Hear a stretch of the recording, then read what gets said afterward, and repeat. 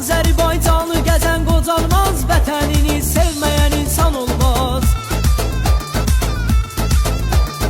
Azərbaycanı gəzən qocalmaz, vətənini sevməyən insan olmaz. Bölgəni bir-birindən ayrı salmaz.